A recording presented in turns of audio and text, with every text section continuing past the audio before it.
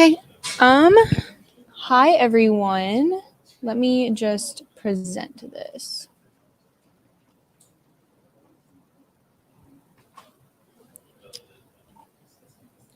Okay, welcome. So for today's meeting, we have these wonderful panelists here and we have two more online, and they are going to be answering some questions just kind of about how they've gotten into the workforce and how it's been after graduation. But before that, I'm just going to do my normal spiel about ACM-W. So what is ACM-W? ACM-W is a sub-organization under ACM, and we focus on providing an inclusive environment for women in technology. We also like to create open opportunities for everyone and anyone, no matter your background in STEM. So if you are not a member of ACM, you should become a member, and you can scan this QR code to do so. It's great. Membership's free. You get a lot of free stuff. You get networking opportunities. You have the chance to give your resume out to a bunch of companies. So you should definitely join if you are not a member already. Now, if you are a member, you can go ahead and scan this QR code and log in, or you can go to the portal and log in. Either works. So our next meeting is going to be on April 6th, and it is going to be a social. So you should definitely come out. We'll have some snacks. We'll have a lot of things to do, just kind of get to know everybody and kind of unwind. And then our next meeting is actually not, that's my bad. That was supposed to be the 20th. It is going to be on the 20th, and that is going to be an intro to cybersecurity workshop. And we are actually partnering with Women in Cybersecurity for that workshop, and they're going to give a really informative presentation on kind of what cybersecurity is and some basics about it. So you should definitely come by. Now that one is going to be a little later than our normal meeting time. It's going to be from 6 to 7, so keep that in mind. Also, if you've not registered for Rowdy Hacks yet, you should, and you can scan this QR code in order to do that. So, yes, and now we will get started. And I'm going to pass the microphone off to Kaylee, who is going to be one of our hosts for this panel.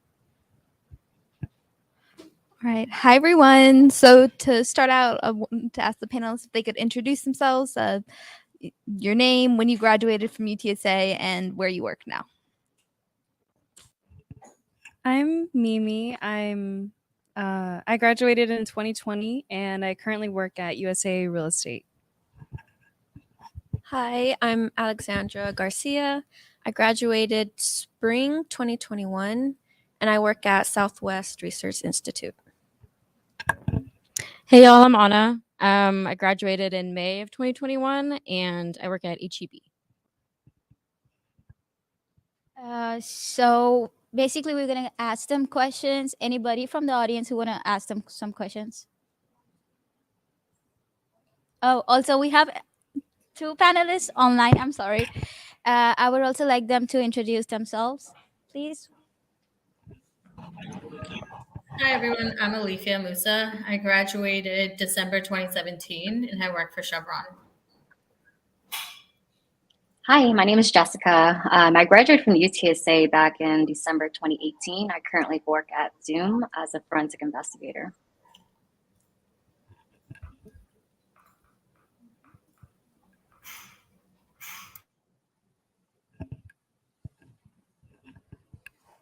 So anyone from the audience who have any kind of questions to ask the panelists? Okay, so the question here says that, have you ever encountered race and gender bias in the workplace? If so, what was done to address them? You want to go first? I mean, anyone can go first. Anyone, like the panelists from the online? For me, honestly, I haven't, thankfully. So.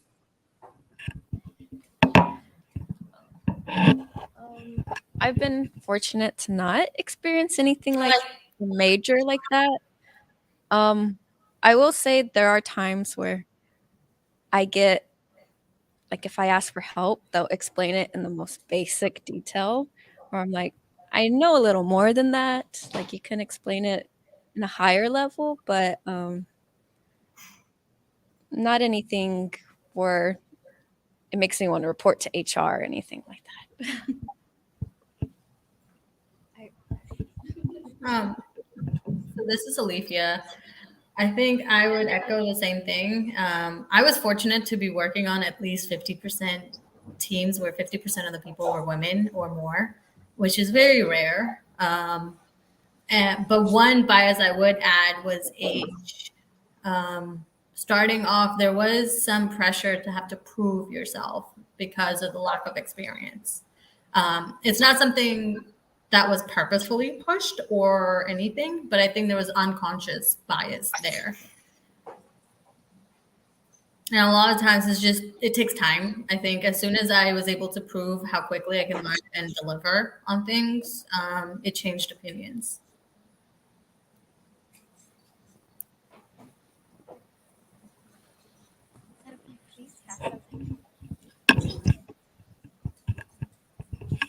All right. So the next question is, what do you wish more people knew about women's experience in technology? Want to go first, online or in person? I feel like I've been treated pretty normally. Like no one's being racist or sexist or anything. So I guess if I had anything to like say in terms of that, it's like don't be scared, I guess, unless something does happen. Anyways. Never mind. Yeah, when I first started full time, I was the only woman on the team. There's a lot of imposter syndrome. You just have to convince yourself that you know just as much as anybody else or even more. But yeah. Yeah.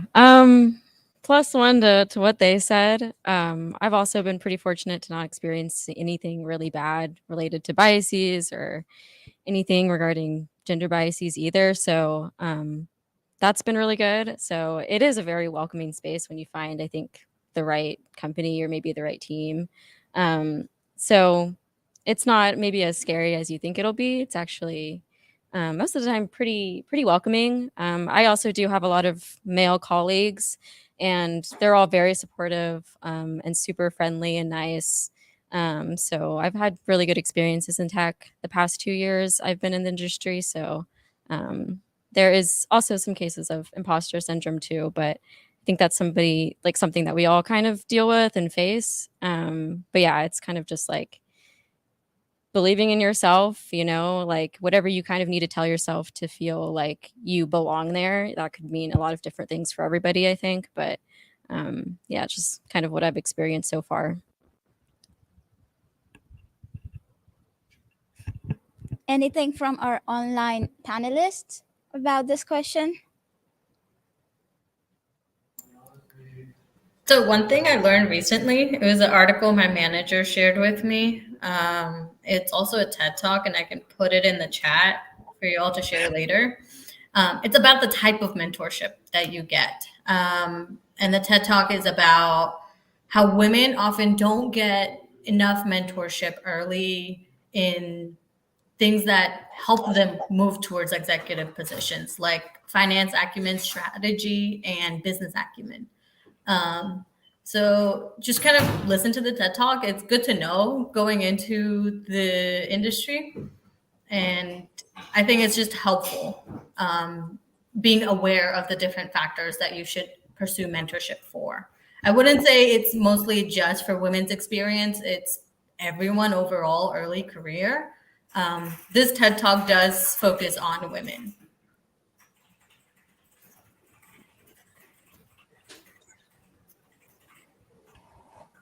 Okay, so moving on to the next question. What steps did you take to find a job after graduation? Were there any unexpected obstacles? And if so, what were they? Who want to go first? I'll go. Okay.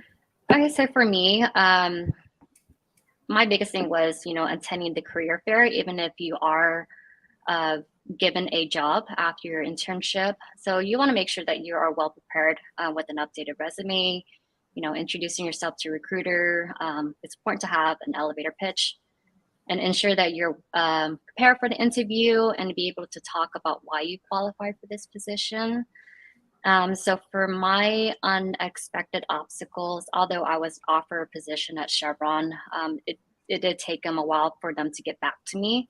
But I kept applying and interviewing for jobs until I received an offer. So this is, for me, it's important to always have a backup and a backup plan. So that way, if your plan A fails, you have plan B, C, D, and so on. And also just don't be discouraged.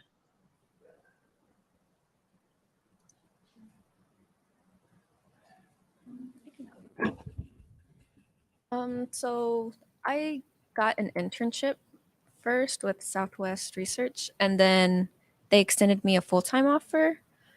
But to prepare for that, I attended not only career fairs, but I also attended anything where I know recruiters may be or employers.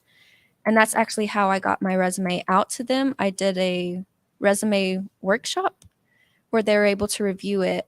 And it was kind of like a mini interview because they asked questions. So whenever I got like a follow-up phone call, I was already prepared because I knew the type of questions they were going to ask. So then I could improve on my answers for that. So I think just trying to get yourself out there and talking to any type of recruiters is very beneficial. Yeah, I can go next. I think when I was in college, I didn't know a whole lot about the industry at that point, and I figured out what an internship was and was like, okay, I guess I need to do one of those. And so I started applying to them and trying to figure out like how I could get one. But as many students do, you don't really have any experience in the industry to kind of maybe feel qualified for some of those internships or jobs that are out there. So I think like the first step I took was just getting involved and trying to stand out amongst like other students or other applicants that were going to be applying to the same jobs. So I joined ACM. I did a lot of like extracurriculars, became a tutor and a TA, and then kind of took steps to internships and trying to get like my name in the door. Some things that we've mentioned so far is just like attending the career fair, attending a lot of events that like recruiters have been to. And so when I got my internship with Twitter, I realized like I could get a full-time job after that if things went well. So that was kind of really what persuaded me to just go for an internship. It's kind of that like or almost like straight pass to like a full-time job. So that was what really helped me, at least when I was a student, when I was looking for a job. It was more so I was looking for like an internship first, which is also a good way to kind of see like what companies are out there. If you even like the company, I feel like internships are a good little like trial period for you to just see how it is working there. And like maybe you like it, maybe you don't. It's totally okay. But there's tons of great ones out there, and I think it's a really good resource to find a full-time job that way. So those are just some of the steps I took.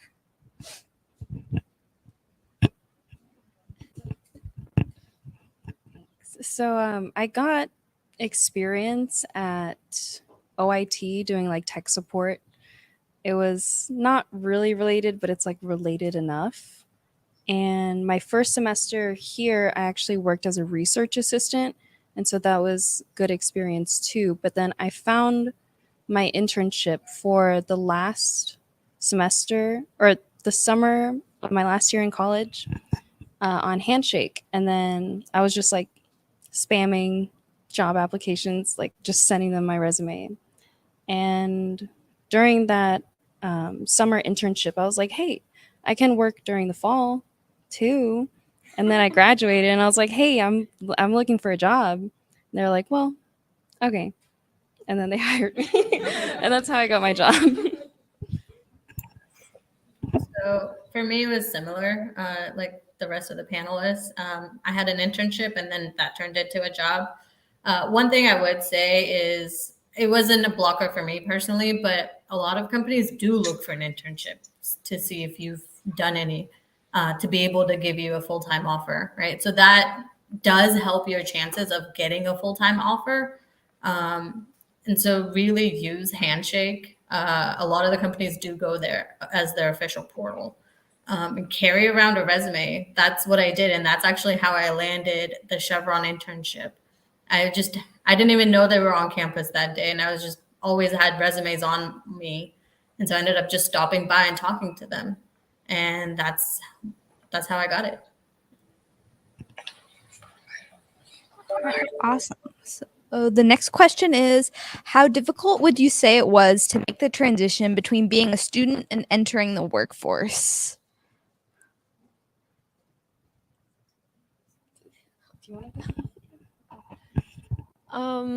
For me, it was at first it was an easy transition because I was full time as a student. So now I was like, oh, I get a set of time to just do one thing, and I knew what was kind of expecting. But then doing the same thing over and over really took a toll on me. So I think for me, the hardest thing was defining the work-life balance and either finding a hobby or like setting a deadline of like, hey, I need to log off, because at the time I started, it was just full remote. So I'm working, sleeping, eating all in the same place. So for me, the hardest thing was just transitioning from this is work, this is life, and just getting that healthy balance. Yeah. I don't know if I've had any I don't know if the transition's been super hard, because in my head I'm like, I'm getting paid, and that's way better than like being in school. And the stresses I feel like I've had in work, thankfully, have not even come close to the stresses I felt as a student. So there hasn't been like a whole lot of like really hard transitions I've faced so far. Maybe like a little bit of work-life balance.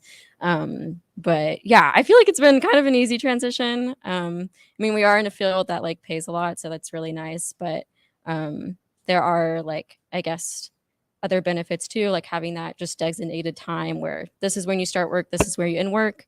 Whereas with school, it's like kind of 24/7, like you're always kind of constantly studying or working on something or going to classes. So the transition was kind of easy for me in that sense, maybe just because I like was influencing myself to feel that way. But yeah, it wasn't too hard.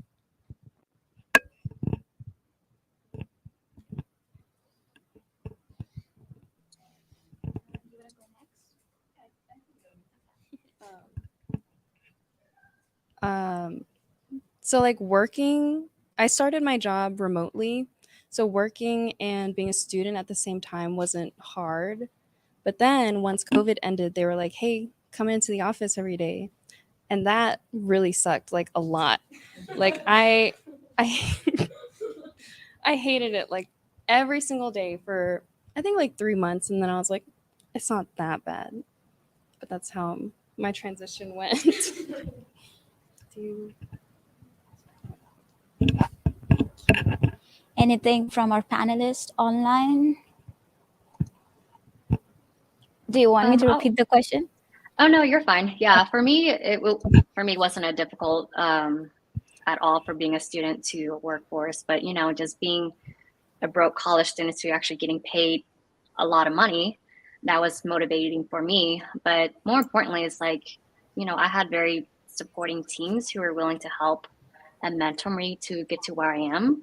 But honestly, like everything that you learn on a job it's on a job versus what you learn from school.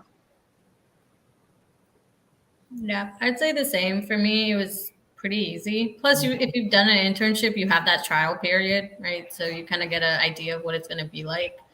I did start off for pre-COVID, where everyone's going in the office dressed up all the time. And then working from home was a big adjustment for me because I was so used to having people around me, and that actually motivated me to work. So I had to find my own rhythm there. And then now I'm back into like a hybrid mode. I will say I do enjoy working from home. Going into the office is a drain. So I echo that sentiment. But it's also fun because that's where I really do my networking when I'm in the office with the people in person. right? So one thing I would just advise would be interview the company back. You need to find the company who is flexible, who agrees with what you want, whether it be hybrid, going into work, just allows or gives you that flexibility to do what you want to be able to do. Or sometimes it's limitations or requirements, right? So, and that actually helps a lot in easing into work, and that new schedule of 9 to 5 or whatever. Sounds good. Moving on. Any any projects you would like to discuss that you completed during your studies and that you found like really rewarding or interesting? Apart from the coursework. It's been a while. I've slept on it.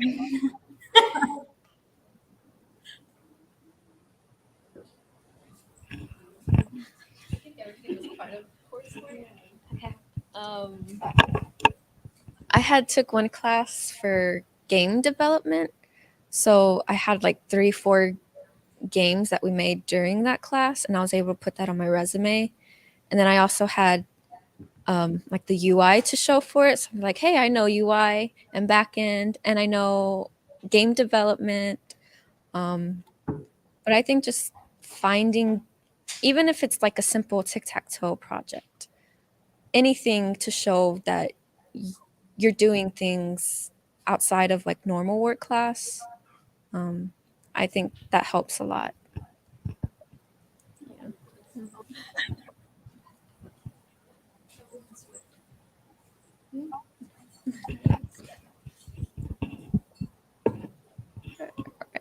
Is there anything that the people online wanted to add first? No. All right, then Let's I'll move do on to the next question, which is what experiences at UTSA helped you develop the skills you use today? So that can be like clubs or organizations or any experience you had. Actually, hackathons are pretty good because it's like 24 to 48 hours of just like you're going at it. And I feel like that's sometimes what happens at work, at least with my work. It's like takes a lot of focus sometimes, but I think that's the only thing that I joined a lot of like physical clubs, so like dancing, working out, and that helped me with social skills. Because then when you're interviewing, you can have something else to talk about, or if you have the same interest as the interviewer, you can be like, "Oh, I know that too," and then you just start bonding that way, and then you give off good vibes. But yeah, that helps along with skills that you learn as well. Yeah, I think probably what helped me the most, I can attribute most to ACM and Rowdy Hacks when I was involved with them. I felt like I got to learn so many different skills just from not only being in the club, but eventually getting to be like in the organization as like a leader. I got to like know what it's like to recruit people to try to come to meetings, and then also what it was like to network and actually talk to companies and correspond with them and see how that all goes and how relationships like that form. So I feel like ACM and Rowdy Hacks really contributed to like just growing my network really, really big and getting to know students and like professors and different organizations at UTSA like that were out there that I could connect with. So there was a lot of things I think kind of all wrapped in that really helped me just not only like secure a job, but like also like be able to perform well and have the right like social and leadership skills to do that too. So yeah. Anything that our panelists online would like to add to it? I'll go. So exactly what Anna said. Like I was one of the girls that I mentored her into her leadership role at ACM-W. So I was actually a former vice chair for ACM-W and kind of helped with the Rowdy Hack, and also did some tutoring and mentoring students. So I think doing all of those really helped me have a better time management, having empathy towards other people, mentoring, leadership skills, and also public speaking, which I find are very important to have in the workforce. So for me, I held senator roles in Student Government Association my first 2 years at UTSA. And then I left that to co-found ACM-W. And I was very involved in ACM and Rowdy Hacks at that time as we were just starting that up. And each of those roles helped me tremendously. Like with SGA, you had to run, right? You have to get the votes and everything. So I really learned important skills for advocating yourself. I think in the workforce, that's a very essential skill you kind of need in public speaking, like Jessica said. Another things outside of building relationships that these roles kind of taught me was conflict resolution. How do you work with others and try to get past any blockers that you get?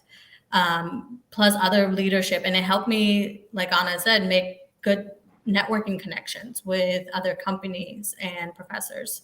And a lot of that did go a long way for me. I think during coursework, we're just so focused on technical skills that we often overlook the soft skills, which are equally important in a corporate workspace.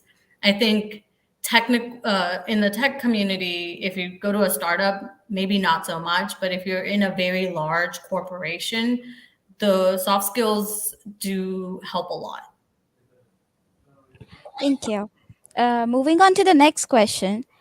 How do you balance your work and personal life? And do you think being a woman in tech has affected it? I mean, whosoever wants to go first, online or in person. I'll go. Okay. Thank you. So yeah, for me, so I am a mother. So I have an 11-year-old daughter. So it's very important for me to have a healthy work-life balance because for me, I'm also a workaholic. So the things I've actually learned in the last 3-4 years is learning how to say no because I'm always the kind of person that says yes to everything. And also just learning how to pay attention to your emotions by, asking like the simple questions like, how do I feel? Is this making me happy? Why am I so angry? Things like that. And also just prioritizing what is important to you, such as, your family, your mental health, physical health, and also creating a healthy boundary. And so being a woman in tech and being mostly the only female on the team, thankfully my teams have been extremely understanding and very respectful to my boundaries. For me, Chevron does make it easier. I'm on a 980 schedule, so I have every other Friday off, which helps me naturally keep a better work-life balance. Plus, we work in a very agile way, so I know to how much capacity I have in the next coming month or so, which also helps me. But like Jessica said, I have to be very self-aware to not overwork myself. And to create those boundaries, especially from working from home, because it's just so easy to log in. I'm right here, right? So it's a lot of self-awareness and conscious decisions.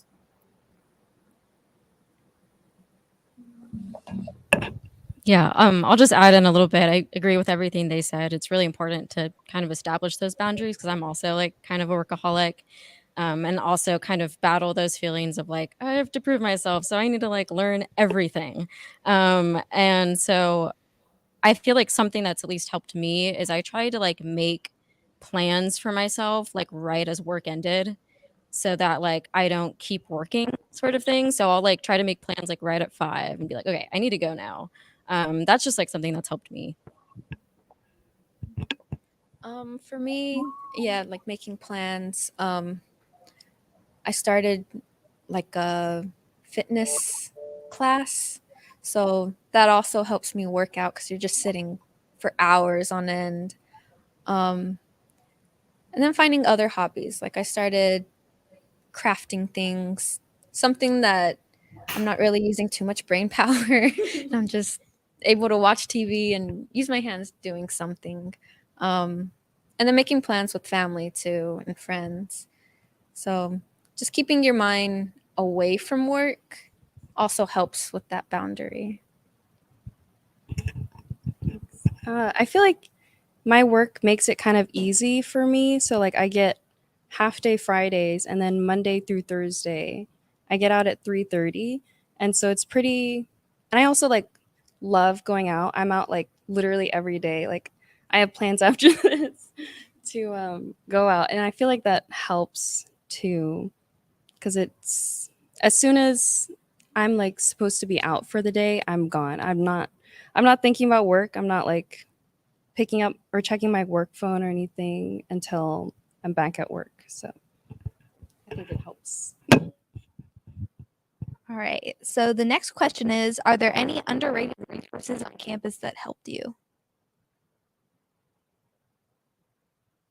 In person, online. I mean, I think the what's it called? The room with all the games. The Roost, yeah. I like the Roost a lot because I love shooting pool, and it's just like it's free. So that's about it. No, I can't think of I feel like there's a lot of things that we've already talked about that have been really helpful. Like we've brought up the career fair and the career center, and like there's all those things. But I feel like the most underrated thing is your friends. Not only because they can help you with whatever you're doing, whether it's like school or work or practicing for interviews or something. I feel like we don't utilize each other enough to do those things sometimes. Like we kind of feel isolated and alone when we don't have to be. So I feel like your friends and your network are kind of your most underrated that you don't necessarily think about all the time. So yeah. You want to say something?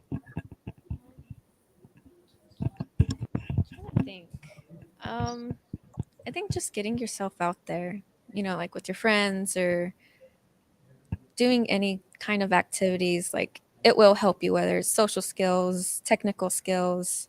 It can all help you in one way or another. Anything from our panelists online? Yeah, exactly like what Anna said. Your friends, utilize your friends. I think it's important because you never know, they could help you in the long term. Just like how Leafy and I we've been friends since college, and we've helped each other out when I was there at Chevron. But also for me is like the career center. So they actually did help me with, working on my resume and also prepping for my interviews. But also don't be afraid to ask your professor for guidance. Dr. Beebe was one of my mentors during the time when I was at UTSA, and she's been amazing.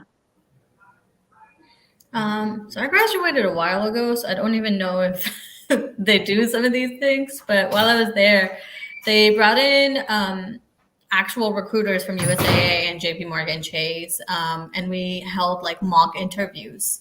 And that was super helpful because they would ask a couple of questions and they would give feedback right away. And so you're getting feedback directly from a recruiter, which prepares you for an interview maybe with their company, and now they know you as well, right?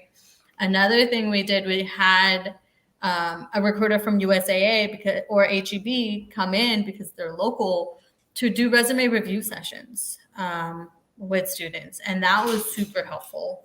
And then what Jessica said, the Career Center with their resume reviews, I think while I was there, they even held like a salary negotiation session. And if they do any of those things, definitely take advantage of that. It was very helpful. Thank you. So the next question is, what is something you would do differently if you could go back to undergrad? In person or online? Who would like to go first? I don't think I would change anything. I really enjoyed my career, my time, and then it's led me to my career here today. And I like the way I've grown. I think just going through all the obstacles, even I struggled with the imposter syndrome coming in to the industry and then got over it. It takes time, And I think college did equip me well to handle the industry. Same with me. I probably wouldn't change anything or do anything differently. You know, I met amazing people during my time in college and, you know, running ACM-W and Rowdy Hacks and all that stuff. So I'm happy where I am.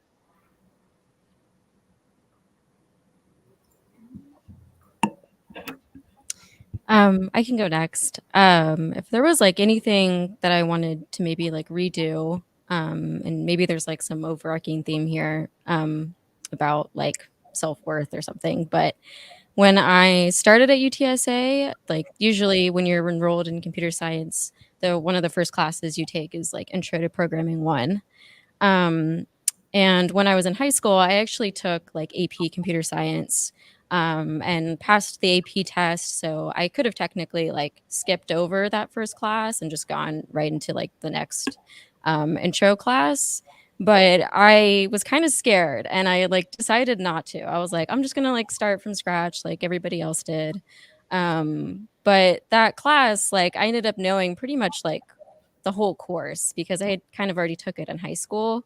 And I felt like thinking back on that, like I should have just went with it and just like trusted myself. Like I already had known all of this stuff and um, kind of like believed in myself to do it. But I felt like I may have held myself back or like self rejected it already in my head. So that's probably like the only thing I would change. But yeah, everything else, even that, you know, I still kind of probably wouldn't want to change because I've just had such a good experience in college. Like, I think, like Alethea said, like I love seeing my growth too. So, yeah. I wish I would have done more projects outside of coursework because now it's like I'm programming for 8 hours a day, and then it's like I don't want to learn a new skill or program because I'm just exhausted. But during college, I feel like that was when I was most motivated to learn things. So I wish I would have learned a new skill that is not taught in classes. And I also wish I would have applied to internships earlier. I only applied like the last summer because I was like, I don't know enough. Like I didn't even take these courses or I'm not qualified enough. But I wish I would have just applied anyways because you never know what can happen. I regret speedrunning college.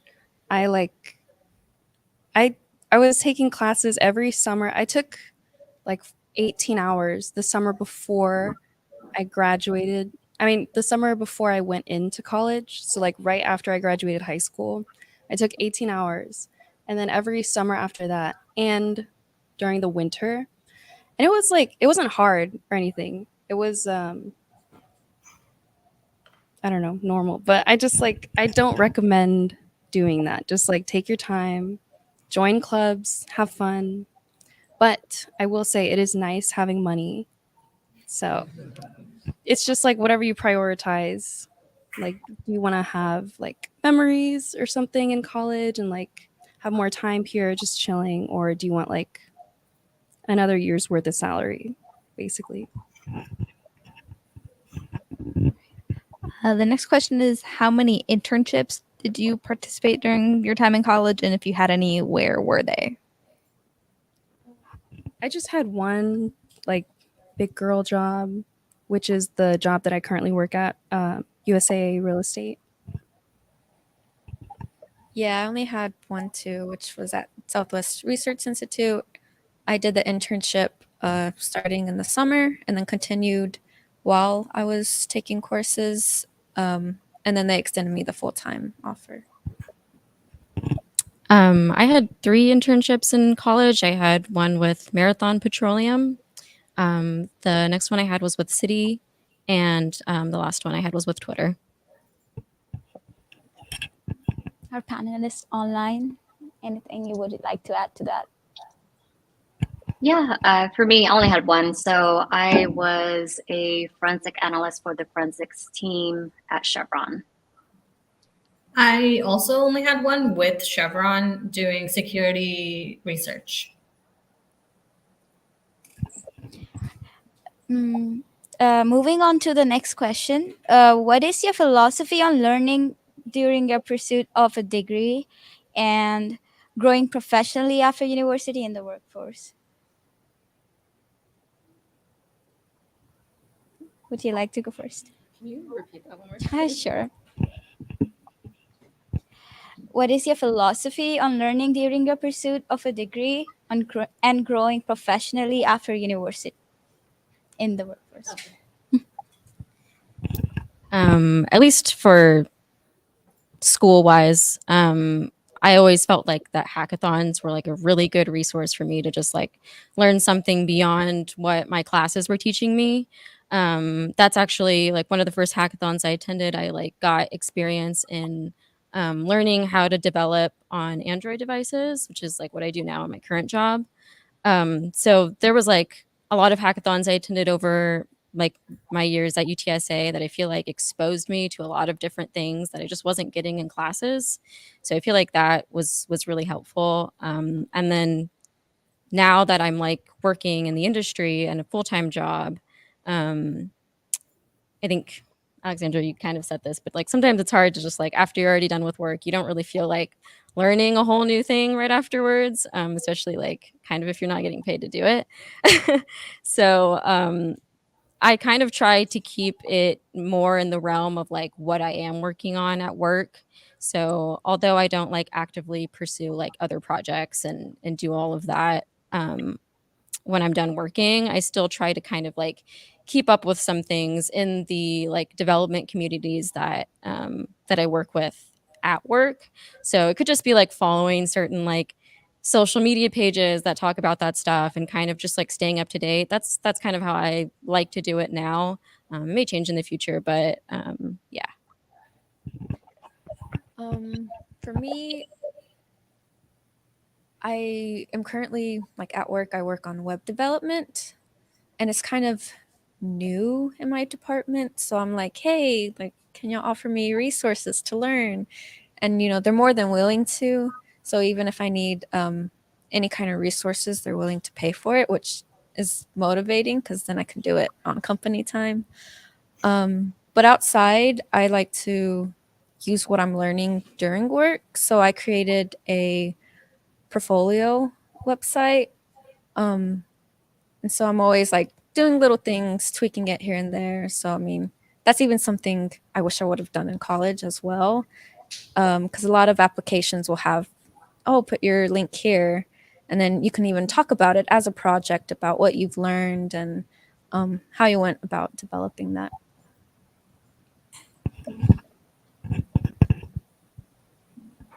I don't really know what to say. Like like my philosophy during school, at least, I'm not a big fan of school. I don't like studying or like learning in general.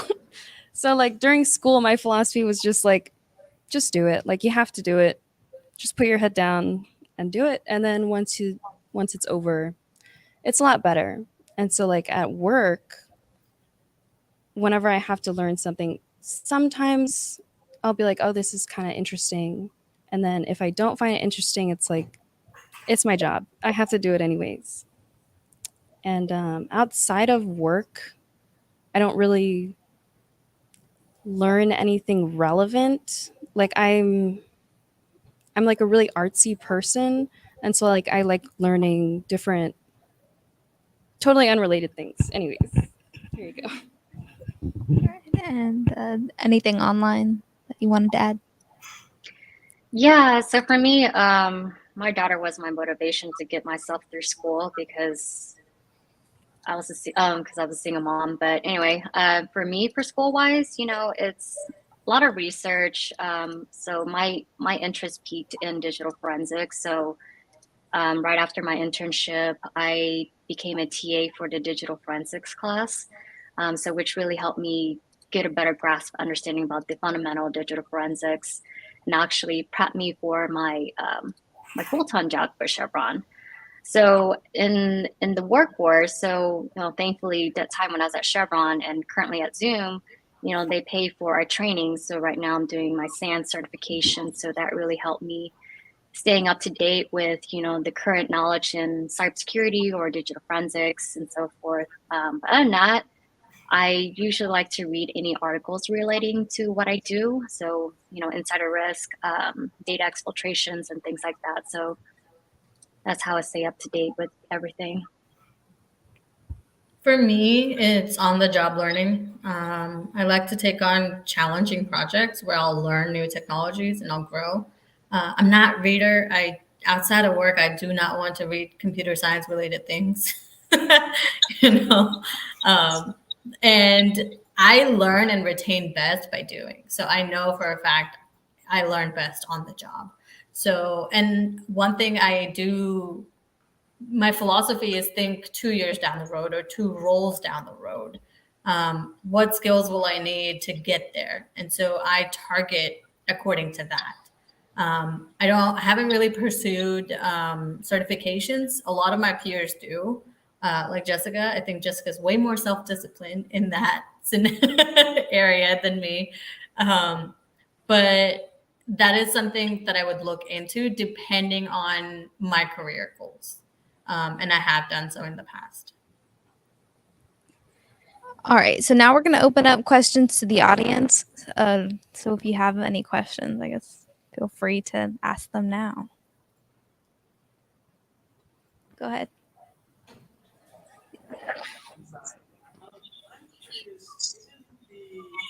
Current environment, how the economy is, being a software engineer, what steps, something about that,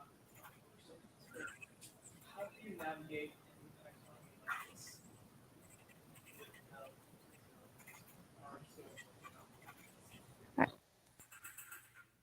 So is the question like with the current economy, how do you navigate the job market? Is that what you're saying? All right.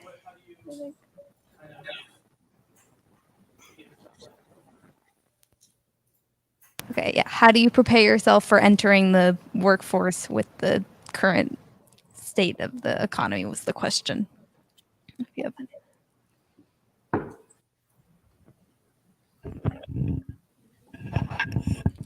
I think a big thing right now, at least in tech, is like there's just been a lot of layoffs. So there's just a lot more people like applying to jobs than maybe there normally would be.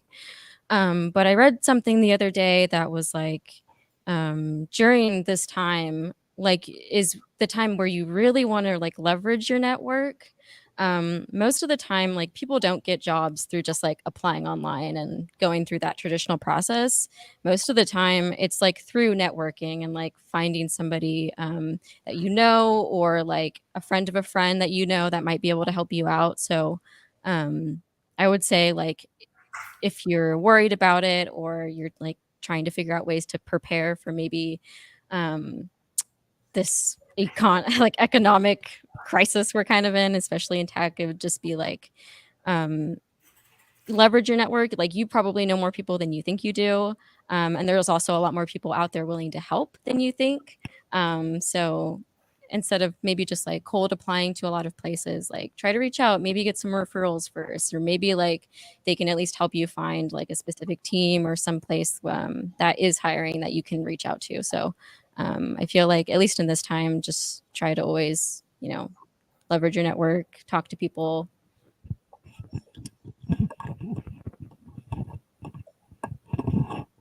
Something I'd say is also think outside of the tech industry. I mean, I'm in oil and gas, and we have a huge IT function within this company. So there are a lot of industries that require supporting IT functions within the company. So look there as well.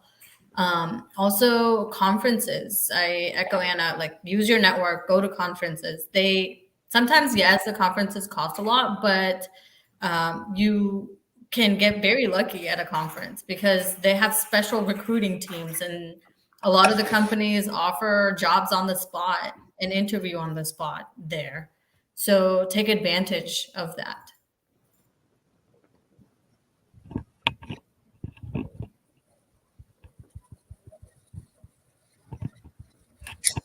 Anyone else from our audience or the people streaming us online? Yeah, we have an online question. It's, have you considered pursuing a master's degree while working, or are you currently in a master's program? What are some some consideration for time management also? Could you please repeat the question? So have you considered pursuing a master's degree while working, or are you currently in one? And what are some considerations for time management also?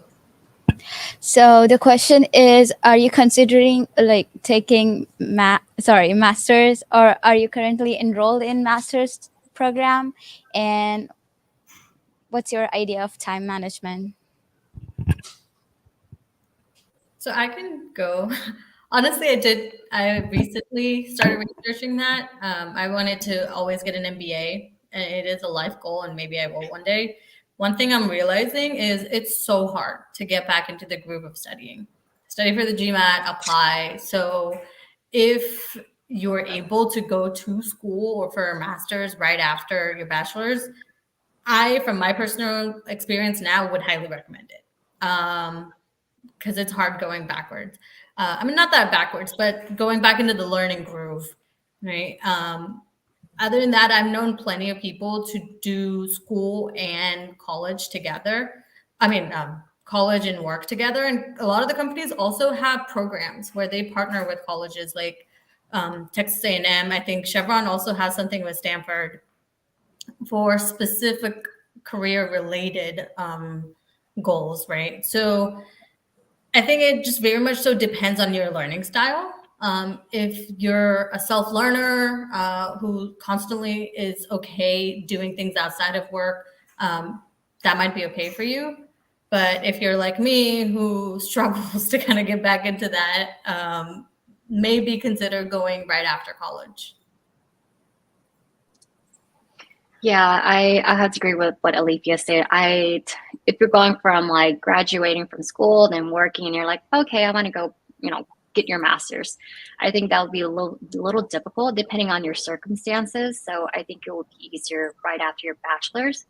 However, if you're someone like me who has a kid and got to work and all that fun stuff, master's wouldn't be ideal for me realistically, but it all depends on like what are your goals. It's like, okay, like I want to do a master's in cybersecurity, but at the end of the day, I don't find it valuable, in my honest opinion, because I feel like certifications has a much higher leverage than a master's. So, but I have friends who done the work, like going from graduating from doing a bachelor's and work and also doing a master's. They've done a great job. But that's if you have the time management, meaning like don't have kids, for example. But it all comes down to like, are you ambitious, or do you have the drive? You have the motivation. Yep, I'd echo that. I actually paused my master's pursuit right now because after all my evaluation, the value did not outweigh the cost of me getting a master's and MBA now. Perhaps later on in my career, sure. So evaluate is certain certifications better than you getting a master's or vice versa.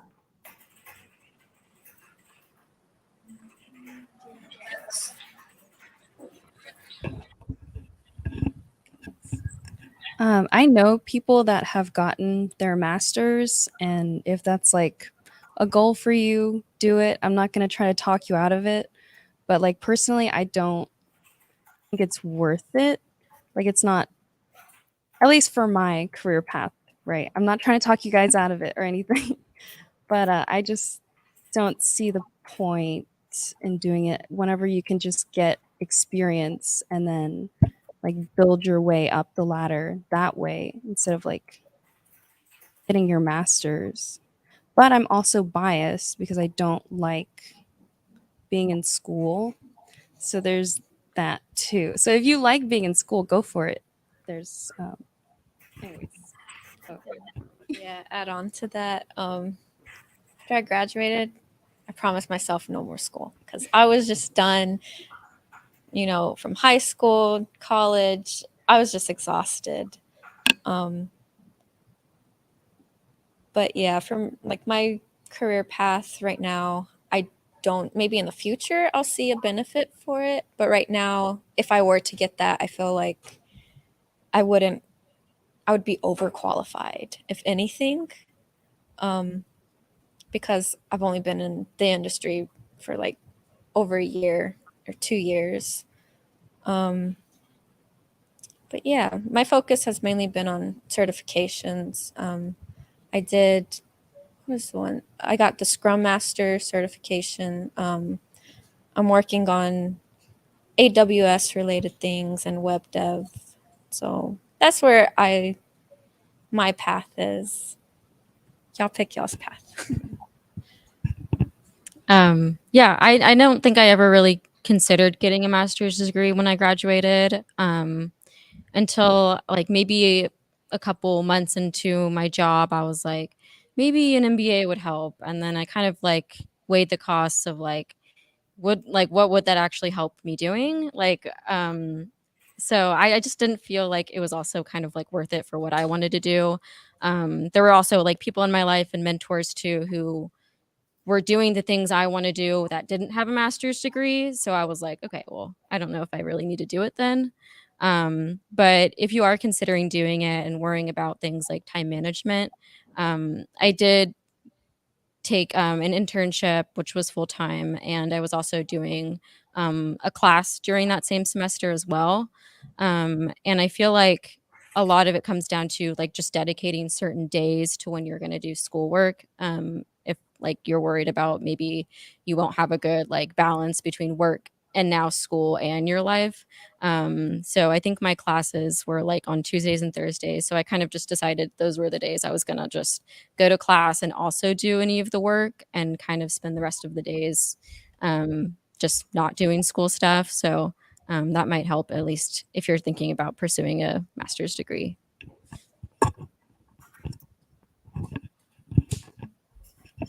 Any other questions?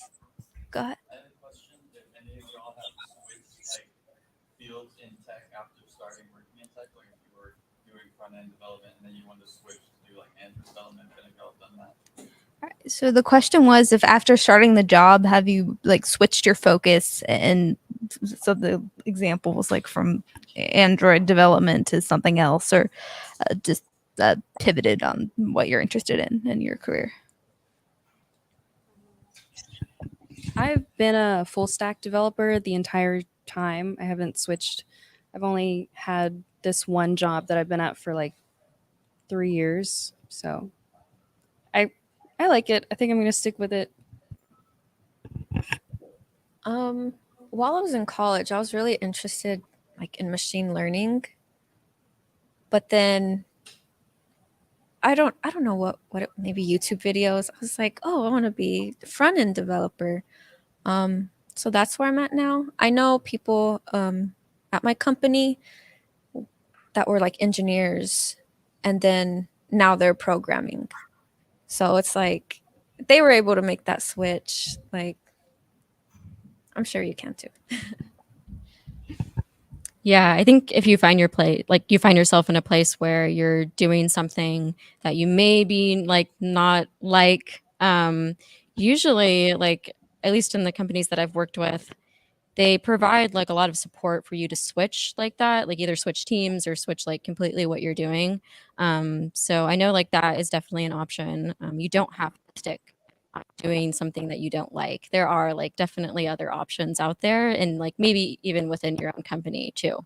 So I personally haven't switched either. I think I was just really fortunate enough to just really like what I was initially starting out to do.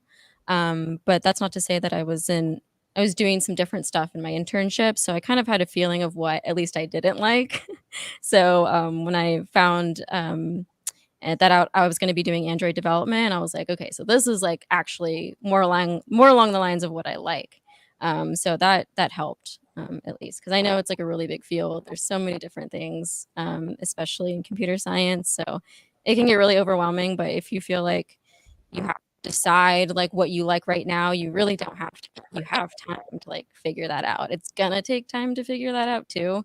Even if you like try just looking through it all, and it's like a matter of ships or projects or it being an actual job. So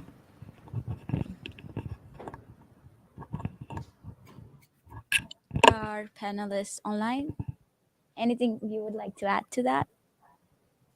Okay. All right, then that will be all. Thank you for your precious time. And it was a wonderful session with y'all.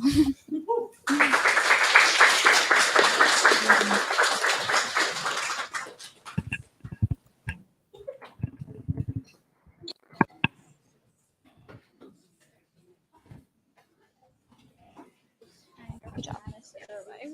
You're good.